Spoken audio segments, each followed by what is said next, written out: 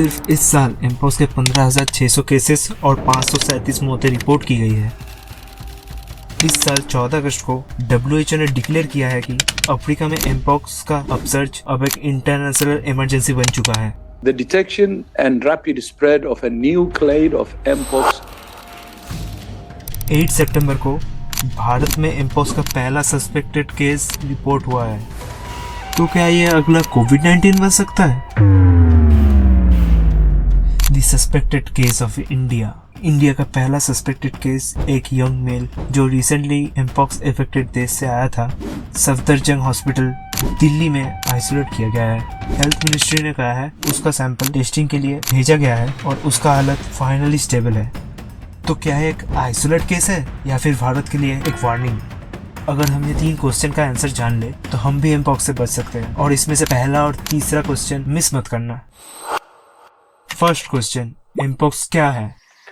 Mpox का नाम monkey pox आया है जब ये वायरस पहली बार 1950 में आइडेंटिफाई किया गया था। तब ये सिर्फ बंदरों में पाया गया था। फिर 1970 में पहली बार अफ्रीकन में ये वायरस डिटेक्ट किया गया। तब से एमपॉक्स नाम को यूज किया जा रहा है। एमपॉक्स से अफेक्टेड इंसान को शुरुआत में फ्लू लाइक सिम्टम्स होता है, जैसे फीवर, हेडेक, मसल पेन, और बाद में पस फील्ड लीजन तक बन सकता है, और ये सारा प्रोसेस 2 से 4 हफ्ते तक चल सकता है। ये सब चीज जानने के बाद अगला क्वेश्चन इंपॉर्टेंट हो जाता है, एमपॉक्स कैसे फैलता है?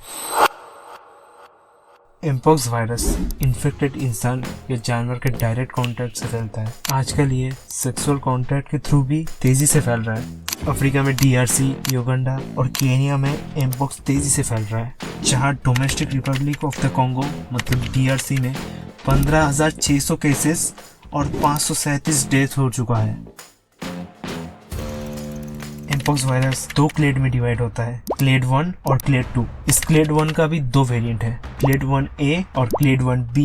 ये दोनों के वजह से ही ये आउटब्रेक हो रहा है, जिसमें मोर्टेलिटी रेट 10% तक हो सकता है। मतलब 100 इन्फेक्टेड लोगों में से 10 इन्फेक्टेड लोग मर भी सकते हैं। 1 मार्च 2011 के काउंटिंग को अगर पकड़ के चले, उस डेटा के हिसाब से इंडिया का टोटल पॉपुलेशन होता है 121 करोड़। इसीलिए अगर हम सतर्क नहीं रहे तो फिर से एक भयानक पैंडेमिक आ सकता है। लेकिन अभी भी हमारे पास एमपॉक्स से बचने का मौका है। इसीलिए तीसरा क्वेश्चन सबसे ज्यादा इंपॉर्टेंट बन जाता है, एमपॉक्स से खुद को कैसे बचाएं? हम सबको सिर्फ कुछ सिंपल चीजें फॉलो करना है, जैसे फिजिकल कांटेक्ट से बचना, रैसेस या पस दिखे तो उसे मत छेड़ना, बार बार हाथ धोते रहना, और कभी भी मेरे बोले हुए कोई भी सिम्टम दिखे तो डॉक्टर का हेल्प जरूर लेना।